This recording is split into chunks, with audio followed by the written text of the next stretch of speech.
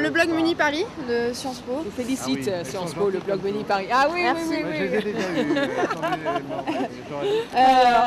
Alors, le Panafieux a dit qu'un tandem de femmes, ça aurait de la gueule. Qu'est-ce que vous avez à répondre? C'est très bon. Tu trouves que c'est très bon? Non, mais Je ne sais pas très bien ce que ça veut dire. Voilà.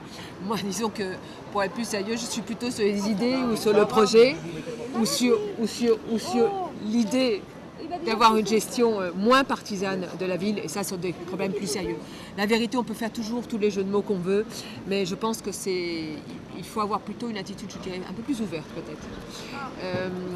Je trouve que malheureusement l'UMP ces derniers temps a eu sur des votes importants, comme par exemple celui du tramway, une attitude que j'ai trouvée trop, on va dire, partisane. Hein, et j'aimerais que de ce point de vue-là, ils bougent, qu'ils évoluent. Voilà. Moi, je crois vraiment que le camp contre camp dans une grande ville, ça dessert les Parisiens, ça dessert les projets pour les Parisiens. Et donc, je suis pour accorder plus d'importance aux idées, on va dire, qu'aux étiquettes. Voilà. Ça serait une attitude moderne de la part de femmes et d'hommes. Voilà. Madame... Une question pour Muni Paris, s'il vous plaît. Oui, bonjour Muni Paris. encore.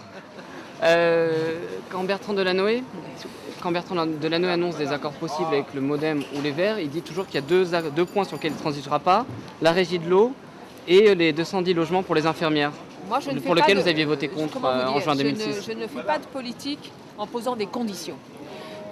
Je suis d'abord, pour les semaines qui viennent, je suis davantage dans le dialogue avec les Parisiens et je me refuse à être dans le dialogue avec les états-majors politiques. Une campagne, c'est un temps formidable pour justement dialoguer avec les habitants de nos villes. Et ce n'est pas une campagne pour dialoguer avec les partis politiques. Ça, c'est vraiment la première chose.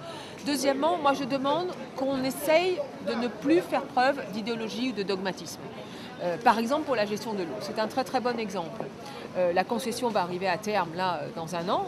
Et donc je trouve que c'est le moment ou jamais de remettre tout à plat, de construire un cahier des charges qui soit extrêmement rigoureux, plus rigoureux que le cahier des charges précédent, rigoureux sur la qualité de l'eau, pas seulement sur le coût, sur la qualité de l'eau, sur les économies d'eau, sur le problème du traitement de l'eau, sur la question des nappes phréatiques, bref, qu'on mette la barre très très haute, qu'on soit exemplaire en matière de qualité de l'eau à Paris.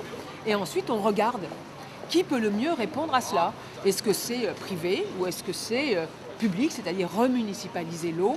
Moi, là-dessus, comment vous dire, je me refuse à avoir des a priori dogmatiques